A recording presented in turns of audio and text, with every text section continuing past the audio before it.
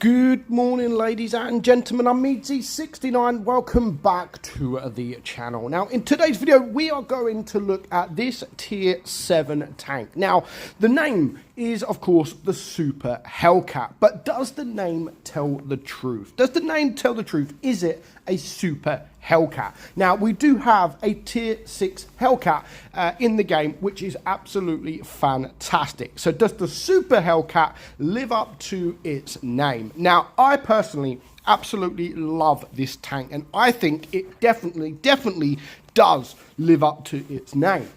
Now, those of you that do like the normal Hellcat, you will like this. It plays exactly the same. It's got the exact same traits, except for you're a tier higher. You're going to come up against stronger tanks, and that is more challenging for this tank. So playing a Hellcat against tier 8s, of course, is definitely going to be challenging because you've got no armor whatsoever. Actually, 76 mil on your turret. So, you know, you're not going to get HE so much on the turret, but people are going to switch to HE against your hull at just 25 mil. So the DPM is actually very good at 2,887.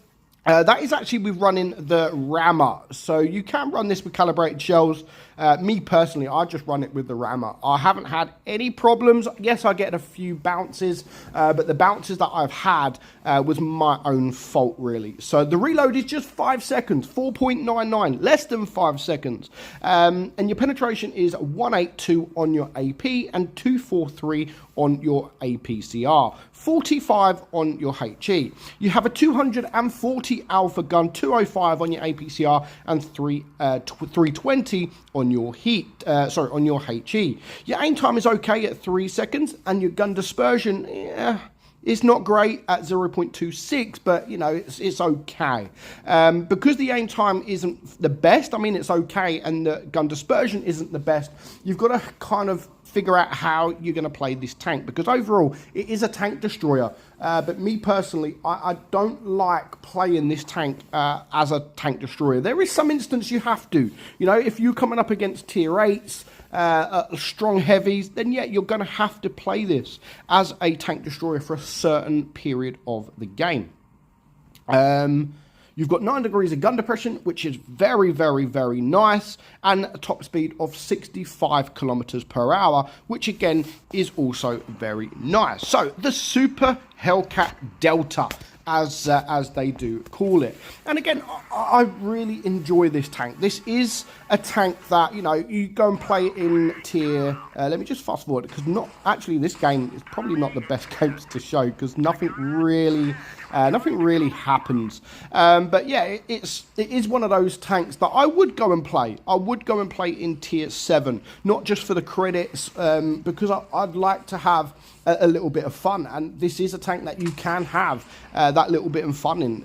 You know, I love the Hellcat. I absolutely love the Hellcat. So when Wargaming released the Super Hellcat, I was very happy, and it does live up to expectations. There are going to be some people that think it's not as good as the Hellcat, which is fair enough, and again, I do understand that, because the normal Hellcat, you're only going to see tier 7s, and ultimately it's a lot easier to a lot easier tanks to come up against. You know, there's not much armor in tier 7. Yeah, there's the odd tank, but most things you will penetrate, and most things that you will be able to out DPM. So again, I love these kind of tanks where, you know, this tank, things like the grill, I know it's completely different, but what I'm trying to get at is these tanks are sort of tank destroyers, but they're really quick. So I love that, because you can play it in a certain way, and then you can change your play later on in the game. So if you do sit at the back of the map,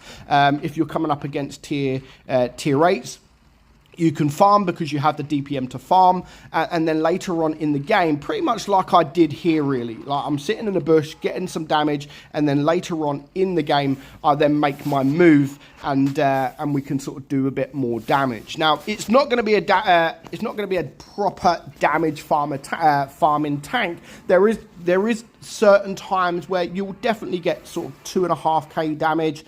You'll be able to get the damage in this tank, and the ultimate way to play it really is all depends on your play style. You know, there's no right or wrong.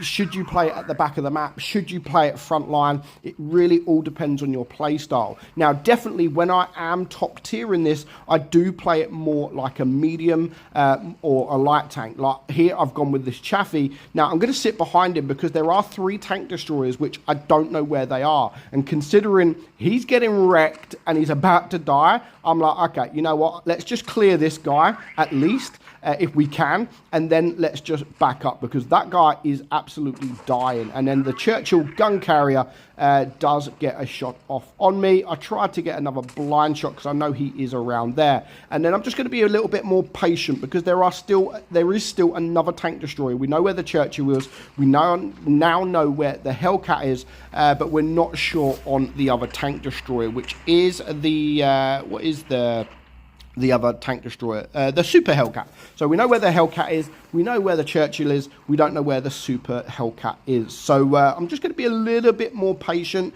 considering the SU-101 is here as well. I'm thinking, you know what, let's just go sit on this cap. Let's just go cap it, take it off the enemy, just to relieve the pressure a little bit more, just a little bit, because the worst thing you don't want to happen, or the worst thing you don't want to happen, sorry, is you run down the time because you're scared to move, and then all of a sudden you're winning like a 5 versus 1, and then they win on supremacy points. It is very, very, very annoying. But now the SU-100 100M1 is pushing forward. I can then just sort of sit behind him and then hopefully get a bit of damage. Now, I've got a guy here as well to my left, the T-42. He's pushing around, and look at the outcome at the moment. I mean, it's a 4 versus 5, so we could easily lose this game.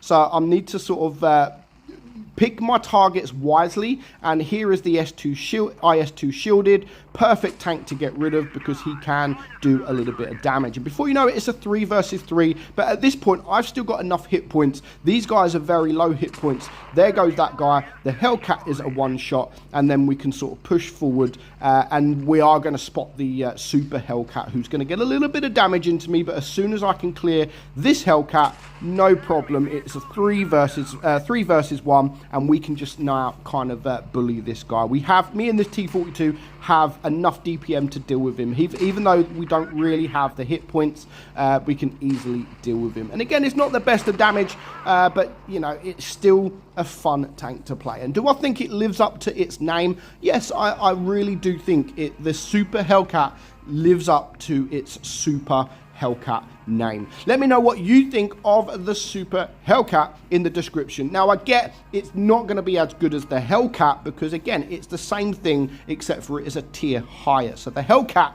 you're going to come up against tier 5s. You know, there's nothing really too dangerous at tier 5. Of course, there are some at tier 7 and tier 6, but it's still, I do think the Hellcat is a better tank overall, just because of the tier that it is in. So let me know your thoughts on the Super Hellcat in the description, in the comments below. But for now, hope you enjoyed today's video. I'm meadsy69, and I will catch you all soon. Bye-bye.